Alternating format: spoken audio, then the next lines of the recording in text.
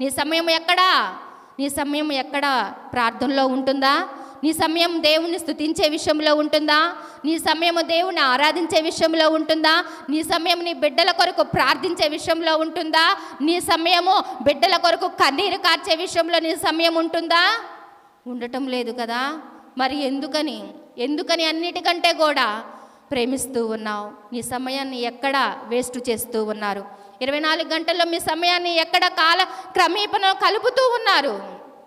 మీ సమయాన్ని కుటుంబం కొరకు వెచ్చించండి. మీ సమయాన్ని మీ భర్త కొరకు వెచ్చించండి. మీ సమయాన్ని మీ బిడ్డల కొరకు వెచ్చించండి. వారి కొరకు ప్రార్థించేవారిగా ఉండాలి. వారి కొరకు అంగలార్చేవారిగా ఉండాలి. వారి కొరకు మొరపెట్టేవారిగా ఉండాలి. మీ బిడ్డల కొరకు మీరే మొరపెట్టకపోతే ఎవరు మొరపెడతారండి? మొరపెట్టాలి. ఈ యొక్క ఆసనాత్ అయితే అన్నిటినీ విడిచిపెట్టింది. ఐగుప్తులో ఉండినప్పటికీ కూడా, ఓను యొక్క యాజకుడైన పోతీఫరు కుమార్తె అయినప్పటికీ కూడా పాప లోక భోగ సౌఖ్యములన్నిటినీ విడిచిపెట్టింది. విడిచిపెట్టి దేవుణ్ణి ఆరాధించేదిగా ఉన్నది. ఇప్పుడు ఎక్కడికి వెళుతూ ఉన్నాడు యోసేపు? ఎక్కడికి వెళుతూ ఉన్నాడు అంటే యోసేపు వివాహమైన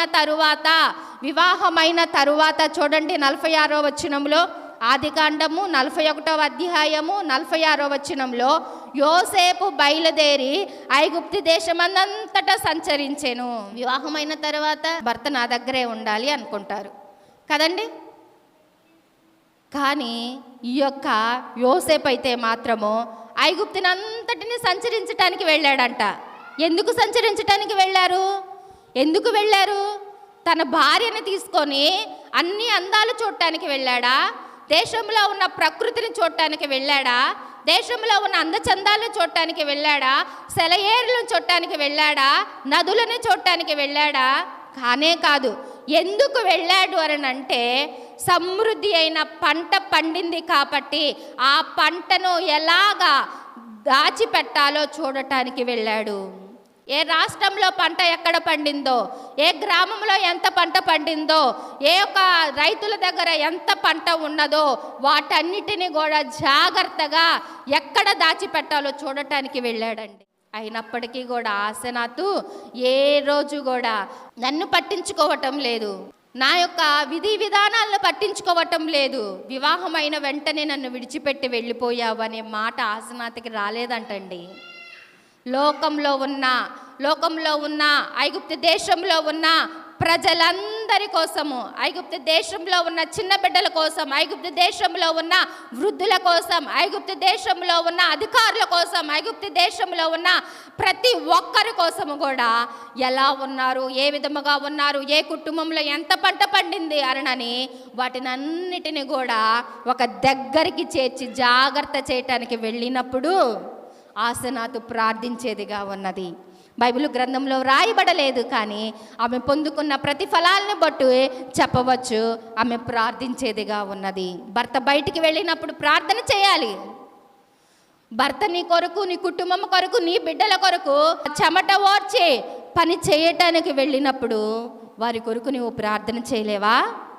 వారు వచ్చేంతవరకు కూడా నీ సమయాన్ని ఎక్కడ గడుపుతూ ఉన్నావు? వారు వచ్చేంతవరకు కూడా నీ సమయాన్ని ఏ విధముగా నువ్వు ఖర్చు పెడుతూ ఉన్నావు?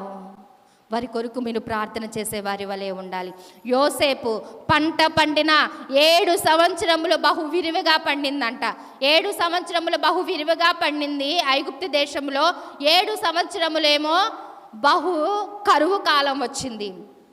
పంట పండినప్పుడు ఎక్కువగా ఏ గదుల్లో చూసినా, ఏ గ్రామంలో చూసినా, ఏ వరండాలో చూసినా ధాన్యములన్నీ కూడా ఎక్కువగా కనిపిస్తూ ఉన్నాయి. వాటిని తీసుకొని వచ్చి పెద్ద పెద్ద పెద్ద పెద్ద దగ్గర వాటిని ఏం చేశాడంటే యోసేపు జాగ్రత్త చేశాడు. బయటికి వెళ్ళకపోతే తనకి ఎక్కడ ఎంత పంట ఉన్నదో తెలియదు. మనుషుల దగ్గరికి వెళ్ళకపోతే ఏ పంట ఎక్కడ దాచిపెట్టబడి ఉన్నదో తెలియదు. లేకపోతే అవి నష్టమైపోతూ ఉంటాయి. కరువు కాలాల్లో వాటిని దాచిపెట్టినప్పుడే వాటిని తినటానికి ఆహార పదార్థాలుగా సమకూర్చబడుతూ ఉంటారనమాట. 7 సంవత్సరంలో పంట పండినప్పుడు ఏ పొలాల్లో ఎంత పంట ఉన్నది, ఏ గ్రామంలో ఎంత పంట ఉన్నది, ఏ ఇంటిలో ఎంత పంట ఉన్నది, ఏ రాష్ట్రంలో ఎంత పంట ఉన్నది, ఐగుప్తు దేశంలో ఉన్న పంటనంతటిని కూడా తీసుకొని వచ్చి జాగ్రత్త చేశాడు. బయటికి వెళ్ళబట్టే అది జరిగినది. వివాహమైన వెంటనే అది జరిగినది. అదే ఆసనాతో నువ్వు నా దగ్గర ఉండాలి. నువ్వెందుకు వెళ్ళిపోతున్నావు, ఆ ప్రజల కొరకు ఎందుకు సమయాన్ని కేటాయిస్తూ ఉన్నావు అని అనినట్లయితే ఆసనాతు పేర్లు బైబిల్ గ్రంథంలో వ్రాయబడేది కాదేమో. ఆసనాతే అలా ఆలోచించినప్పుడు ఒక కుటుంబం కొరకు ఆలోచించటం లేదు, ఒక రాష్ట్రం కొరకు ఆలోచించటం లేదు, ఒక రైతు కొరకు ఆలోచించటం లేదు, తన యొక్క బంధువుల కొరకు ఆలోచించటం లేదు, కానీ ఐగుప్తు దేశంలో ఉన్న ప్రజలందరి కొరకు ఆలోచించి తన భర్త బయటికి వెళ్ళినప్పుడు తన భర్త క్షేమము కొరకు ప్రార్థించే స్త్రీగా ఉన్నది. మీరు చేస్తూ ఉన్నారా? మీ భర్త యొక్క క్షేమము కొరకు ప్రార్థన చేసేవారిగా ఉండాలి. భర్త క్షేమము కొరకు ఆసనాతు ప్రార్థన చేసేదిగా ఉన్నది. చూడండి, ఆమెలో ఉన్న గుణములు ఐగుప్తులో ఉన్న వాటినన్నిటినీ కూడా, వేషభాషలన్నిటినీ కూడా ఏం చేసిందంట? విడిచిపెట్టింది. భర్త యొక్క క్షేమము కొరకు ప్రార్థన చేసేదిగా ఉన్నదన్నమాట. అదే విధముగా కూడా మనము చూసుకున్నట్లయితే యోసేపు యొక్క దేవుడనే నా దేవుడు అని ఏం చేసింది? ఆశ్రయించింది. జీవము కలిగిన దేవుడిని ఆశ్రయించింది. పోతీఫరు ఓను యాజకుడైన ఆ యొక్క కుటుంబంలో నుంచి వచ్చిన ఆసనాతు విగ్రహారాధన వదిలిపెట్టి జీవము కలిగిన దేవుడిని ఆశ్రయించింది. యెహోవాను ఆశ్రయించటం వలన ఏం కలుగుతుంది? సరే, యోసేపుని నీ దేవుడే నా దేవుడు అని సెలవిచ్చింది కదా. అదే విధముగా రూతు కూడా నయోమిని నీ దేవుడే నా దేవుడు, నీ జనమే నా జనము, నీ గ్రామమే నా గ్రామము అని అన్న రూతునే యేసుక్రీస్తు వంశావళిలో, పేరు ప్రఖ్యాతులు కలిగిన వంశావళిలో ఆమె పేరు చేర్చబడేటట్లుగా చేసుకున్నది. ఆసనాతు కూడా యోసేపు దేవుడనే ఆశ్రయించిన తర్వాత రెండింతల ప్రతిఫలాలు పొందుకునేదిగా ఉన్నది. మీరు దేవుని ఆశ్రయించిన తర్వాత నేను నమ్ముకున్నాను,